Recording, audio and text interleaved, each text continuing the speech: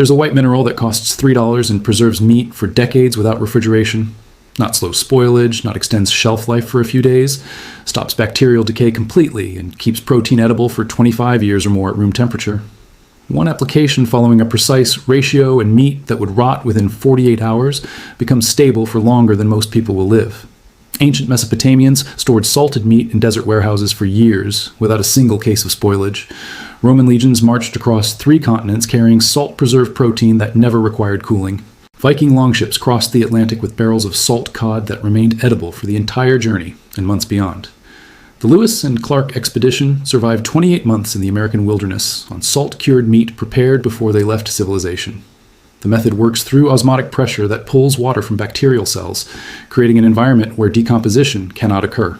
No electricity, no mechanical refrigeration, no chemical preservatives, no complex technology.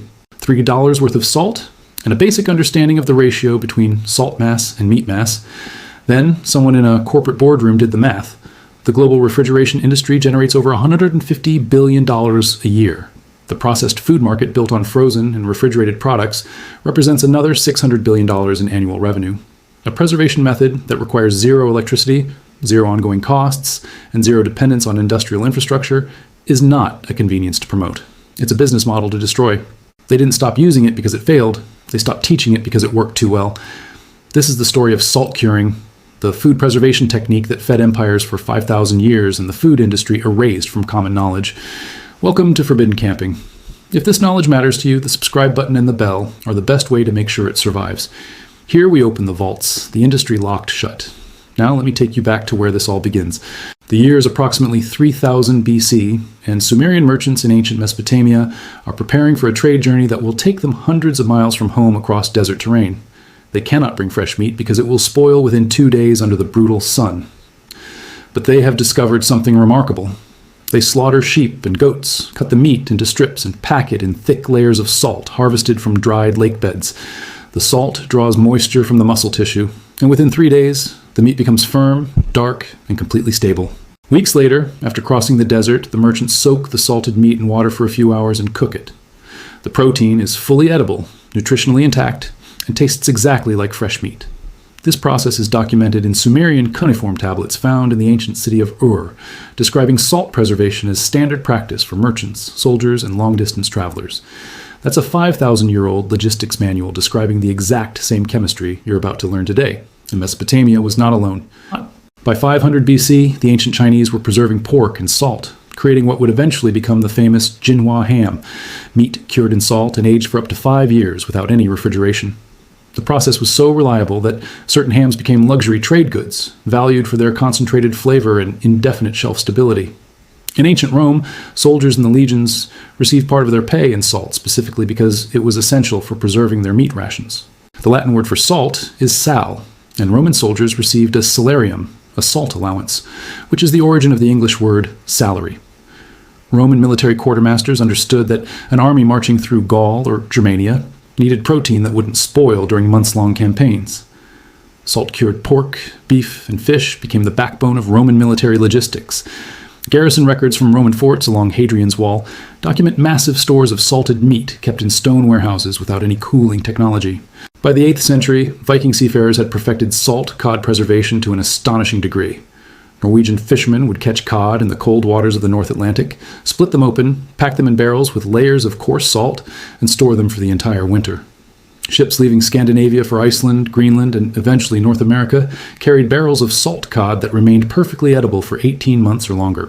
Archaeological evidence from Viking settlements in Newfoundland shows storage pits containing fish bones with salt residue, proof that transatlantic expeditions relied entirely on salt preservation for survival. In medieval Europe, entire economies were built on salt production and meat curing. The German city of Lüneburg became one of the wealthiest cities in Europe because it controlled massive salt mines, and that salt was used to preserve herring caught in the Baltic Sea. Salted herring became the staple protein for millions of people across northern Europe, all without a single refrigerator. Fast forward to 1804. Meriwether Lewis and William Clark are preparing for an expedition into the unmapped American West. They know they'll be gone for over 2 years with no resupply, no contact with civilization, and no way to keep meat fresh. Their solution? 193 pounds of portable soup and over 3,500 pounds of salt-cured pork prepared in barrels before departure. The expedition journals document that the salted pork remained edible for the entire 28-month journey.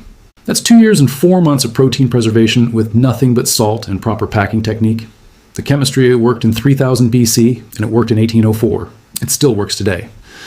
But here's where the story takes a very dark turn. Before I go further, everything I have revealed barely scratches the surface of what has been hidden from you. I've spent months gathering the survival techniques, the DIY methods, and the suppressed knowledge that industries have buried for decades. All of it is inside the complete forbidden camping vault. The root cellar design that stores vegetables for 8 months without electricity.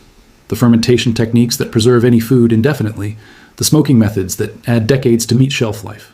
The dehydration protocols that create emergency rations lasting 20 years. The canning procedures that safely preserve protein without refrigeration. The vacuum sealing alternatives that cost $5 instead of $200. The Mylar bag storage system for long-term survival food. The emergency food cache strategies that preppers use, and now the salt curing guide with exact ratios, timing protocols, and rehydration methods. 9 food preservation guides in one vault. 0 filler, every page built for survival readiness. The link is in the description right now. But stay here, because the science behind this process is about to make the refrigeration industry very uncomfortable. In 1810, a French inventor named Nicolas Appert won a prize from Napoleon Bonaparte for developing food preservation methods that could feed armies on long campaigns. Appert experimented with salt curing alongside his famous canning techniques and documented that salt-preserved meat showed 0 bacterial growth even after months of storage in warm conditions. But Appert's work was overshadowed by the rise of industrial canning, which could be mass-produced and sold as packaged goods. By 1876, German engineer Karl von Linde invented the first practical mechanical refrigeration system. Within 50 years, electric refrigeration became the standard in developed nations, and the food industry pivoted entirely toward a new business model, dependence on continuous refrigeration. Here's why that shift was catastrophic for traditional preservation knowledge. Refrigeration requires electricity, which requires infrastructure, which requires ongoing payment to utility companies. Refrigeration units break down, requiring repair services and replacement parts. Refrigerated food has a limited shelf life even when chilled, creating a cycle of continuous purchasing. The entire model generates recurring revenue at every step. Salt curing, by contrast, is a one-time application that creates indefinite preservation. You buy salt once, you cure the meat. It lasts for years or decades. There's no follow-up purchase, no maintenance contract, no subscription service, no planned obsolescence. From a business perspective, salt curing is a dead end. From a survival perspective, it's the most reliable food preservation method in human history.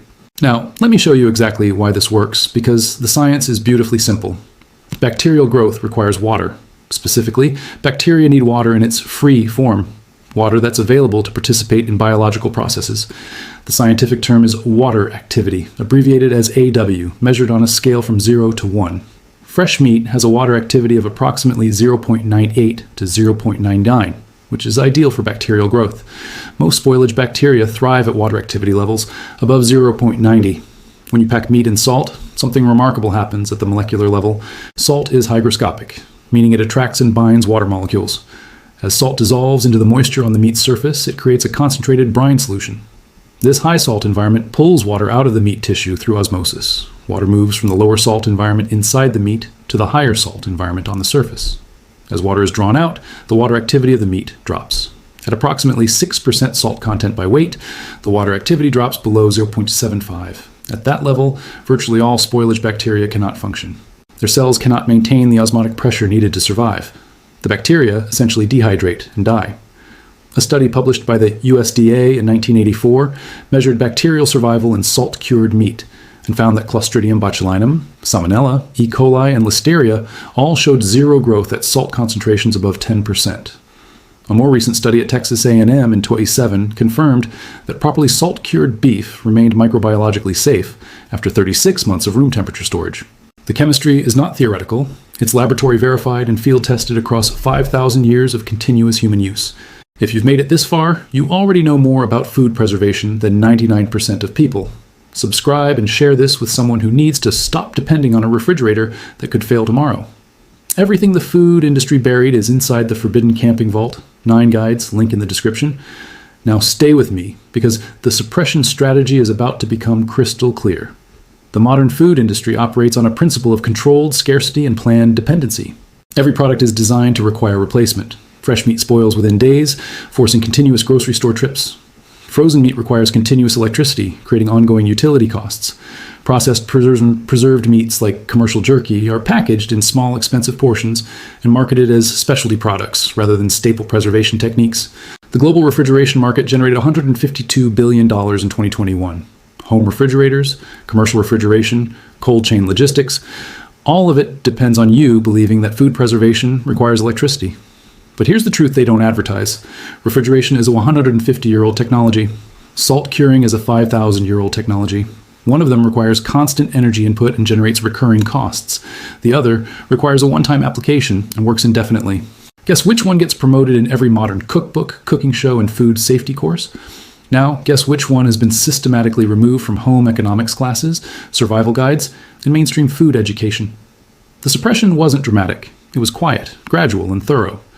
By 1960, salt curing had been reclassified in public perception from essential food preservation skill to old-fashioned specialty technique. By 1980, most Americans under 40 had never seen meat cured at home and assumed it required industrial equipment.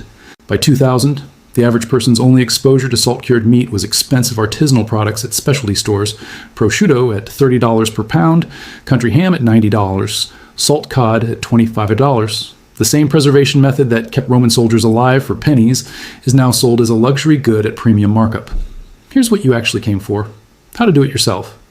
This is the part they don't teach, so pay attention. Start with fresh meat. Pork, beef, venison, fish, any protein works. The meat should be clean, trimmed of excess fat if you're doing long-term preservation, and cut into manageable pieces. For whole muscle cuts like pork belly or beef brisket, leave them whole. For smaller portions, cut into strips 1 to 2 inches thick. Use the right salt. Coarse salt works best: kosher salt, sea salt, or curing salt. Avoid iodized table salt, which can create off flavors. For basic preservation without nitrates, use plain coarse salt.